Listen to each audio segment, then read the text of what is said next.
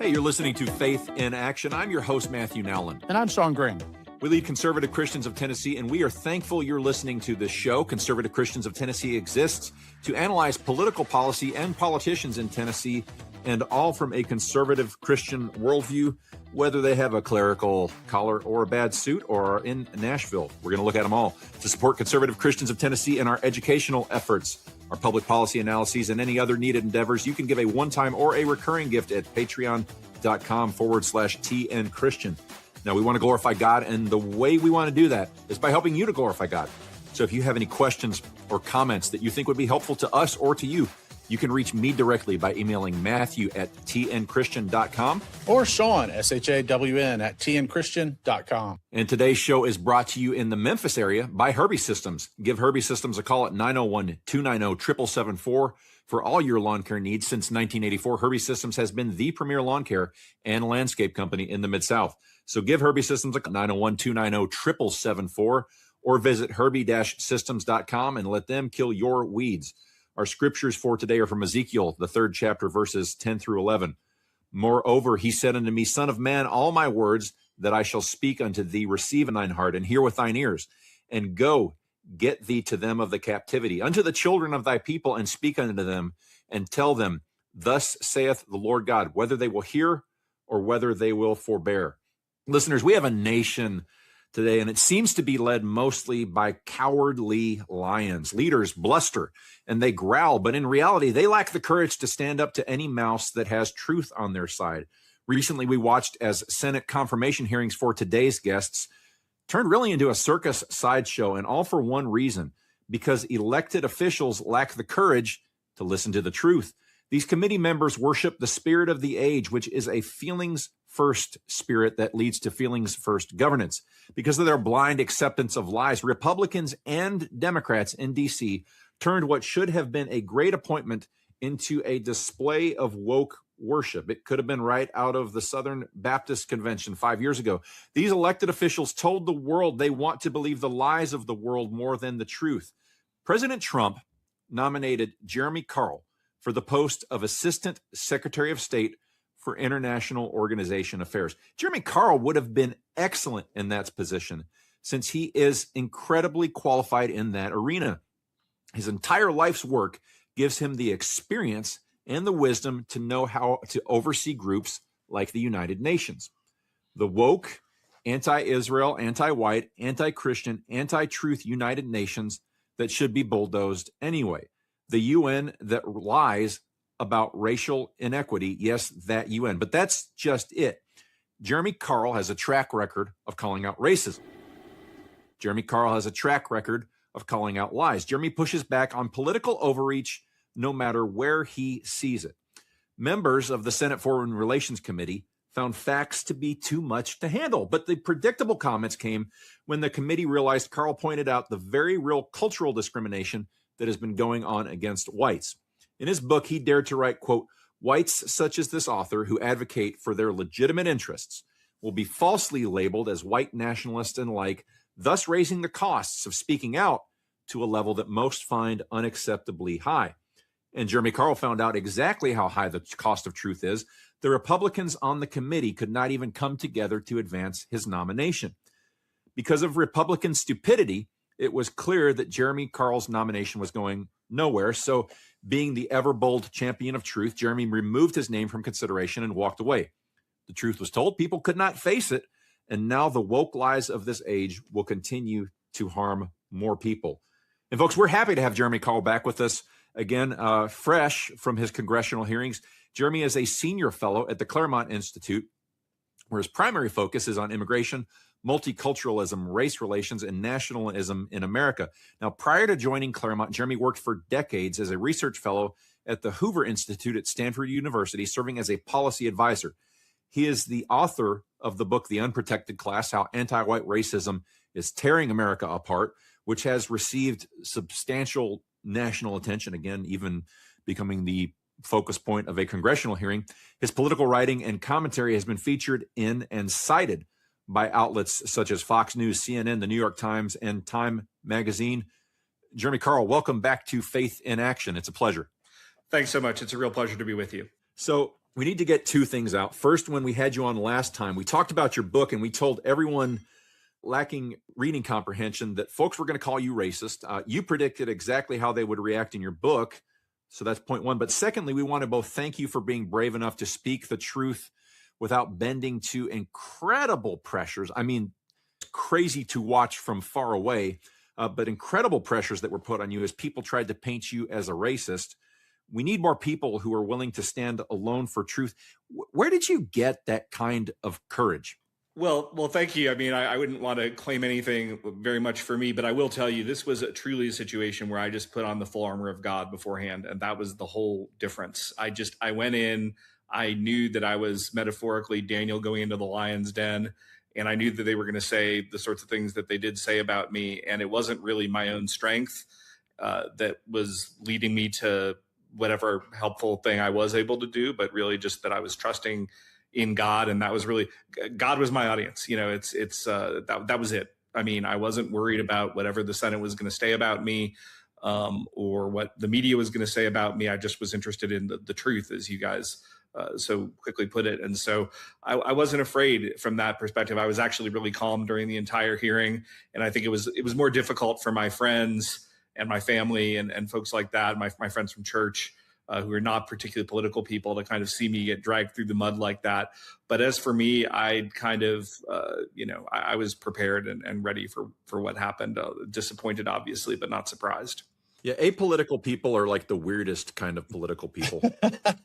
I'm proud that you took the stand, Jared. That, to me, there are these moments where we've seen in history where the borking of different, Supreme Court justices, this tradition has become very ugly. And so I want to thank you, because at some point there's going to be good men who will no longer put their name in the hat to take these positions when they're treated this way. So I want to thank you for taking that abuse for us, because you do love our country, and it was unfair the way you were treated. And I thank you for doing it with character. Well, thank you. I appreciate that. Yeah. Well, Shawn took on the unenviable task of running your confirmation controversy through AI logic. Yeah. So he asked Claude, and Claude is like the most teenage girl of the AIs, or maybe the most cat lady of them, or whatever you want to call it. But he asked it if your claims about Israel or racism were anti-Semitic or hateful based on race or prejudice. And I'm sure you're not going to be surprised to hear it. So it immediately spit back a response saying how genuinely controversial your views were. But Shawn pressed a little more. And when he asked it to cite your racist claims and to prove that you held immoral or hateful positions, the AI actually apologized. Wow. And said it was wrong. And we want to get your reaction to what it said, which was, quote, "The Jeremy Carl situation is actually a good illustration of the phenomenon he himself wrote about, that the cost of making certain arguments has been artificially raised so high that it becomes a political liability independent of whether or not the arguments are correct." Yeah, well, that's fascinating. Maybe I should have done that. I should have been clever enough to think of running it through AI. I'd love to see that if you want to send it to me after the show. But yeah, I mean, I knew that was going to be out there. And I think, one nice thing was that I think a couple things for folks who were even vaguely independently minded, who watched that hearing, I think they might have gone away being like, yeah, wow, this guy's maybe not being treated entirely fairly. And then partially as a result of that, I had an opportunity to go on Ross Douthat's podcast for the New York Times a couple of weeks later, which is a very huge audience. And I was able to really kind of get out the fact that my views on these sorts of things are very reasonable. And Ross pushed back. I mean, we don't have the same views on these, but I heard from a lot of people, not necessarily with the same views that you or I might have, but kind of people in that mushy middle who just sort of said, hey, I didn't recognize the same person that was described in that Senate hearing from the very reasonable person who was being interviewed there. And so, I think it did give me just a chance to get that out in front of a different audience. Yeah. And that was nice. Some of those senators really practiced their pouty frowns on you. It was, man. So it was theater. That's what I was told by my team when I went in. It was theater. Cory Booker in particular, is a true full-on theater kid. Senator Rosen wasn't much better, but that's what it is. I mean, it was a show for them. They came in, they said their lines, and then they left. Was the book the difference between this and your last confirmation hearing? Well, I didn't have a confirmation hearing last time. Last time I was in the highest level thing where I was nominated by the president, but I did not need a Senate confirmation. But yeah, I mean, the book was out there, although they seized comments I had on X and other things like that. And it was just, it was unfortunate that it was such an unserious discussion. I mean, I think we were talking about this a little bit before the show. I can't believe it, Jeremy. It's like you need to give me your next Super Bowl picks for the next 50 years because you called the shot. You predicted exactly what they were going to say. You wrote it down in your book. Yeah. And there's no denying. You said exactly how they were going to react, and they did it almost as if they were reading your text as a roadmap. Yeah. Well, I mean, again, it's unfortunate, right? I've just seen this and I knew how it would play out. And I think, again, part of the other good news is that particularly among a lot of young people, I mean, I reach so many young people with the book in particular. I mean, certainly from all ages, but particularly for young people, particularly young men, I found. And I got an invitation to speak to a group after that. I was actually just out in DC last week speaking at the invitation of a number of younger White House staffers who were really, they're big fans of me and my work and what I'm saying. And they kind of took what happened at my hearing to heart. And so there's a lot of good people. There's a lot of good people in the administration trying to do the right thing. And part of this is just a generational thing where our senators are sort of scared. They don't know how to talk about these sorts of things. Don't think they're allowed to talk about these sorts of things. And then, to be less generous, just some of them are not willing to put in the effort that it would take to try to persuade people. And so it's easier for them to kind of back off. The woke virus is almost, it's almost like if you were born after it came out, you can't develop an immunity to it. But if you were in the womb anytime after it happened, it's like there's some kind of in utero. Yeah. Because the young guys just don't care, man. I mean, it's the opposite of caring. I mean, they recognize the destruction, but some of these boomers and Xers and even some millennials, man, they think it matters. And well, I have 3 teenage sons, so I see that for sure what you're talking about. But I'd say beyond that, right? It's also a little bit of different life experiences that the younger people have had. I mean, I talked about this with Ross a little bit. I'm 53. I was of the age where certainly, I dealt with some of these challenges, but I could also navigate around them. I mean, if you were sort of good enough, you could kind of maneuver around, you could make things pretty good for yourself, et cetera. Even though I always tell people, and I tell my own sons, you can't make excuses, period, because it's just not good for you, just for totally selfish reasons.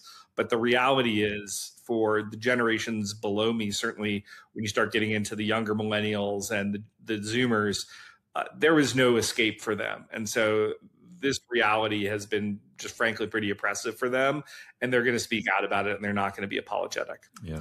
Well, listeners, we're going to get back to this in just a second, but first I want to tell you about our sponsor, Navita IT Managed Solutions. Navita IT Managed Services is much more than a help desk. They're more than a network administrator. Navita has decades of business consulting and analytics experience. Navita IT Managed Services works to keep your business growing as a healthy part of God's kingdom, and they help churches at Navita. They help businesses steward their resources to become the best business and church leaders possible. So visit NavitaIT.com today to learn more about Navita IT Managed Solutions. And we are excited to have a Christian-owned business like Navita. We consider them aligned on board with us this year, and we know that you will love using Navita for all your IT solutions. And we're back with Jeremy Carl of the Claremont Institute. Now, when you came on the show last time, we talked about your book. We thought, well, I guess Shawn thought, I didn't think. I thought it. Shawn thought it would get ignored just for the title. I did. I got to admit it. I loved the title, but it turns out your courage in covering this topic was inspired. So you put the controversial stuff on the cover. This is a book that you can judge by the cover. People were forced to admit this problem exists, or they could look away and allow it to continue. So you committed an act of delivering unflinching truth. That's exactly what America needs right now. It's not mean, it's accurate. Some people would say it's hateful. I think it's very realistic. Is this not how America operated until about like 15 minutes ago? Well, I think at its best, we certainly did. And that was just my view. And I mean, I tried to write it. I think anybody who reads the book, again, those are the other people who probably didn't recognize the person, described in the Senate hearing. I mean, it's a very reasonable book. It's not a polemical book. But I think one really satisfying thing for me about the book, I mean, I think there were 2 sort of satisfying things. One was the degree of influence it had on actual policymaking in the Trump administration. Obviously can't get too much into the specifics there, but it was read by a lot of people who had decision-making authority. And then the second was that the change in language. When I put on anti-white racism in the title, even some of my allies were like, they sort of like puckered, like, can we say that? And now, I mean, certainly you still have that, okay? But to a much, much greater degree, we even have politicians who will just go out using that term right now. So I really brought that into the lexicon, and that was really satisfying. Yeah. Who in elected office uses that phrase to the best effect? There's no one person I'd think of. You mentioned it. I don't know that Brandon Gill has used it, but I think he probably has it. A new congressman from Texas who's very, very good. Again, a younger guy, right? He's 31. He would be among them. But, I was asked by a caucus of 18 sort of conservative congressmen to address one of their meetings about the book as a breakfast meeting. So it was out there. I heard from, I did have a number of champions in the Senate, a couple of them public, but most of them, because they weren't on the committee, it wasn't even necessarily appropriate for them to have spoken publicly. But there are some good folks out there. I don't want to just paint everybody with a broad brush, even though obviously the cowardice of a lot of them was disappointing, if not surprising. Yes, very much so. Jeremy, it's clear we can't do confirmations like this anymore. Right. Something has changed. The Senate didn't even have public confirmation hearings until 1916. This is all made for TV drama now. Confirmations in the 80s, they weren't even until the 80s. It didn't even go to committees. It was an up or down, yay, nay vote by the Senate floor. And then they moved on to other business. I mean, you really had to be somebody to be opposed by the Senate after getting nomination. It had to be drastic. There had to be a big reason. Now confirmation hearings are the battlefield of political warfare. What's the solution for this confirmation process so that we can work together again for appointments? And even specifically, this is going to be a nightmare for the future of the Supreme Court. Yeah, well, Shawn, I'm glad you mentioned that, and I'm glad you went into some of the history, right? Because we haven't always done things like that. If you go back to the first cabinet, obviously the government was much smaller, but it was just a handful of these positions that were subject to confirmation at all. Now we have about 1,000 separated, and even prior to the nomination being a twinkle in my eye, I have advocated for quite some time that we dramatically reduce the number of positions that would be subject to a confirmation. I mean, my position, again, it's a very important position. There's a reason why I had to go through a year of rigmarole on it. And it has real authority. So I'm not trying to poor mouth it. At the same time, even pretty politically involved people could not have told you the previous 3 or 4 people who had my position, right? And so, what I would say is we want to get to a point where, the top 100 or 200 positions in government are going through this. And the rest of them, the president should have the ability of either party, by the way, to build his team. And I think why it's particularly foolish that we as a party have not taken it on is that this has an asymmetric effect. So when the Democrats don't get their guys in, guess who's running the government? It's a bunch of Democrats. When the Republicans don't get their guys in, guess who's running the government? It's a bunch of Democrats, right? That's just how it works. And so it's not equally damaging for us and the Democrats when we can't get folks in. But unfortunately, I think you're not going to be able to clean up the process very much in the near term. But what maybe you can do is subject fewer people like me to it, give the president more of an ability to build his team without this sort of interference. Yeah. And I don't think that would be as damaging as people think, simply because if the Democrats get everything they want, that would be a shock to this nation. I think the revolt, it's one thing to boil the frog slowly. Yeah. But if they just came in and got everything they want and oiled that machinery up, it would be terrible. Yeah. But it would also be terrible for them, in my opinion. No, I think that's right, for sure. It would be a little bit of a shock. But I think also, honestly, just given what is acceptable discourse, the difference between their guys and what's acceptable versus the people who are truly our guys and what is publicly acceptable in the Senate is a lot bigger. Again, you see this, and I've now been asked twice to speak at the White House, right? As opposed to, there's a lot of people in the administration who are very supportive of me, but yet the senators get very skittish. I don't think the Democrats have that problem in the same way. And again, I think if you're still keeping those top 100, 200 positions subject to confirmation. So the really important battles you can and should put before the Senate, but it's a lot of this other stuff that really we could skip that process. And I think that's probably the best way to go forward. I mean, you're subjected to a process very similar to what a Supreme Court justice is going through, but there's no lifetime appointment. No. I mean, again, I was offered this position verbally by a senior member of the Department of State 7 days before the administration started. I waited more than a year just to even get a hearing. Right. Well, listeners, it's always our privilege to remind you about the mission of equipping the persecuted. This group has been on the ground for many years doing the Lord's work to save fellow Christians and rescue orphans in Nigeria. The persecuted Christians in Nigeria need food, clothing, shelter, medical care, and help building a safer way of life. Your monthly donation creates sustainable help for real Christians that have been attacked by brutal Muslim jihadists. Please visit equippingthepersecuted.org today. You can sponsor an orphan of Christian parents for $35 a month, or now you can order African coffee and have it shipped straight to your home. Every bag of Equipping the Persecuted coffee that you purchase does more than fill your cup. It strengthens the body of Christ because 100% of the proceeds go directly to persecuted Christians in Nigeria. They have great flavors you can try today. Again, that's equippingthepersecuted.org. And we know, because they contact us on Facebook, the persecuted Christians in Nigeria. Thank you. And folks, we're back again with Jeremy Carl. We've been talking largely about the concept of truth today. And hopefully Christians have seen the bold, unflinching stance we need our leaders to take, even if it costs them everything, a little bit in this story with Jeremy Carl. Jeremy, do you see your time in the Senate circus as sort of a modern day Roman Colosseum moment? Are we going to keep seeing Christians thrown to modern day political lions, or is this the beginning, and I pray it is, of a great awakening of sorts? Well, I obviously hope it's the latter, but God is in control of that. I'm actually very comforted by that, right? Because it's just, I don't need to worry, right? Like, all I needed to do was go and do my best. I didn't need to worry whether it was good enough. I didn't need to worry that I had the plan or I had the knowledge. I just need to go out, speak the truth as best I could. And I knew that God would be in control of whatever result that he wanted. I do think this is a generational thing.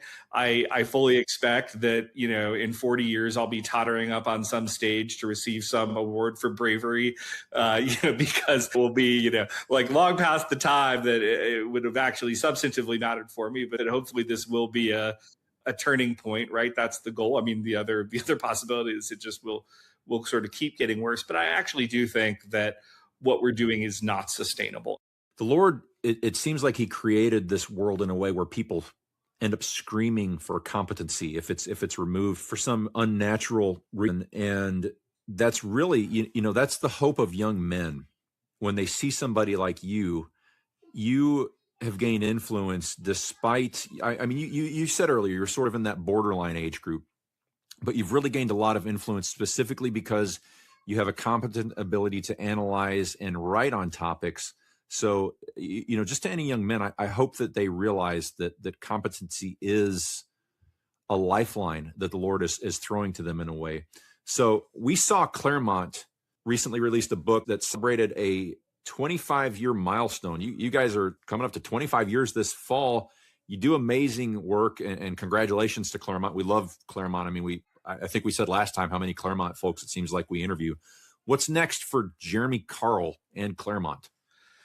Yeah, well, I'm actually working on another book, and that's been really gratifying. I mean, one of the many challenges I had in being in this government ethics process for so long, which really restricted me in all sorts of ways, was, I had an unsigned book contract on my desk for probably 8 months. So now I can sign that. I'm working on a book that is has the working title called "What's the Matter with Minnesota?" Ooh, and it had that long before these recent riots. I had that title, and it's basically looking at liberal whites and how uniquely destructive they've been as a force.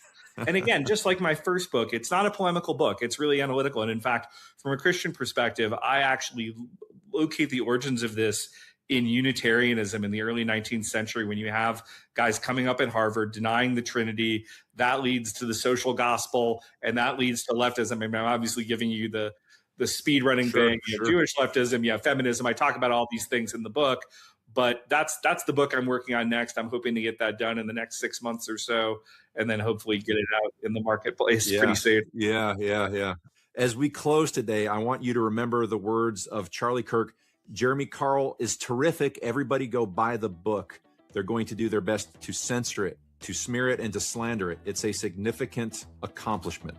But listeners, you can order The Unprotected Class, How Anti-White Racism is Tearing America Apart on Amazon today.